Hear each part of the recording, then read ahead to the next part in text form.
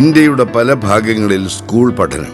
പുതുച്ചേരിയിൽ നിന്ന് പരിസ്ഥിതി ശാസ്ത്രത്തിൽ ബിരുദാനന്തര ബിരുദം, ലണ്ടനിൽ നിന്ന് പരാഗണ പരിസ്ഥിതി ശാസ്ത്രത്തിൽ PhD, ഫുൾബ്രൈറ്റ് നെഹ്റു ഫെലോഷിപ്പ്, കാലിഫോർണിയയിലെ സാന്താ ബാർബറ സർവകലാശാലയിലെ post doctor fellow.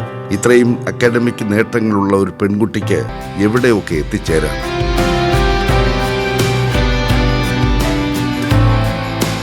Doctor Manju Vasudevan പക്ഷേ കടലിനക്കരെ പോയില്ല, വിദേശ ഉദ്യോഗങ്ങൾ തേടിയില്ല, കേരളത്തിൽ തന്നെ നിന്നു. പോരാ, കാടുകയറി.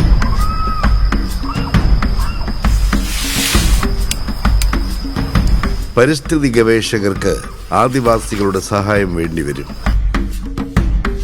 പഠനം കഴിയുമ്പോൾ സർവകലാശാലകളുടെ മക്കളും കാടിന്റെ മക്കളും വഴിപിരിയും. മഞ്ജു പക്ഷേ കാനന സർവകലാശാലകളിലെ അംഗീകരിക്കപ്പെടാത്ത വിജ്ഞാനികൾക്കൊപ്പം ഉറച്ചു നിന്നു.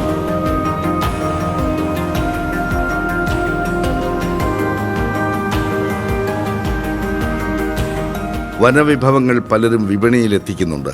മഞ്ജുവിന്റെ ഫോറസ്റ്റ് പോസ്റ്റ് ചെയ്യുന്നത് കാടിന്റെ വിഭവങ്ങൾ ലോകോത്തര നിലവാരത്തിൽ മൂല്യവർധന വരുത്തി അന്താരാഷ്ട്ര വിപണിയിൽ എത്തിച്ചു എന്നതാണ്.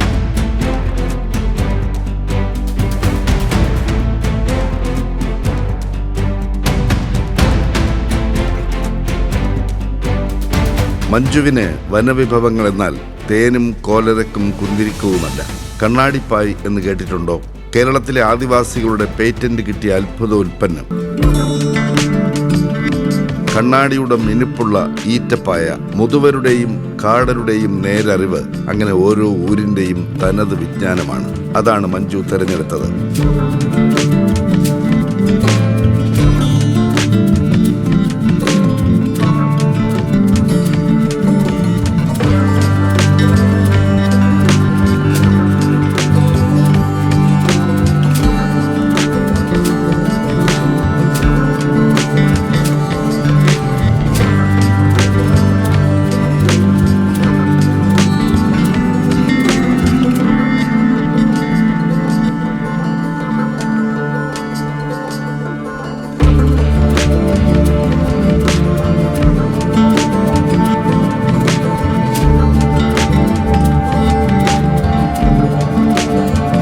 ഈന്തിനും മഞ്ഞക്കൂവയ്ക്കും കരിങ്കുരു മുളകിനും മാങ്ങാ ഇഞ്ചിക്കും ശതാവരിക്കും തേൻമിഴകിനും വള്ളിമാങ്ങയ്ക്കും ആധുനിക കാല പുനർജന്മം.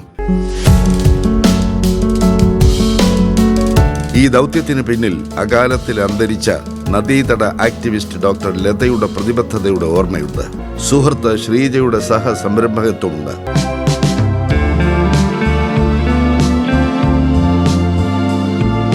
അന്താരാഷ്ട്ര സംഘടനകളുടെ മാർഗനിർദ്ദേശമുണ്ട്. സുഹൃത്തുക്കളായ കലാപ്രവർത്തകരുടെയും അക്കാഡമിക് വിദഗ്ധരുടെയും ഐക്യദാർഢ്യമുണ്ട്. ജീവിത പങ്കാളിയും കൃഷിക്കാരനുമായ ജോയുടെ സ്നേഹമുണ്ട്. ഫോറസ്റ്റ് പോസ്റ്റ് വനാരോഗ്യം കാത്ത് പ്രാദേശിക സമ്പദ് വ്യവസ്ഥയെ ശക്തമാക്കിയ വേറിട്ട സംരംഭം. ശാസ്ത്രവും കലയും മാനവികതയും പുരോഗമന അവബോധവും സമന്വയിച്ച വിപ്ലവകരമായ സാമൂഹിക സ്റ്റാർട്ടപ്പ്. ഞങ്ങളുടെ ഹർഷാരവങ്ങൾ മറുനാടൻ സ്വർഗങ്ങളെ തള്ളിക്കളഞ്ഞ് നാടിനും മണ്ണിന്റെ മക്കൾക്കും നേരെ നീണ്ട ഈ ഐക്യദാർഢ്യത്തിന് ഞങ്ങളുടെ അഭിവാദനങ്ങൾ. കൊട്ടാരം വിട്ടിറങ്ങിയ ഈ തഥാഗത ജീവിതത്തിന് മികച്ച സാമൂഹിക ഉന്മുഖ സംരംഭകയ്ക്കുള്ള കൈരളി ജ്വാല പുരസ്കാരം ഡോക്ടർ മഞ്ജു വാസുദേവന്.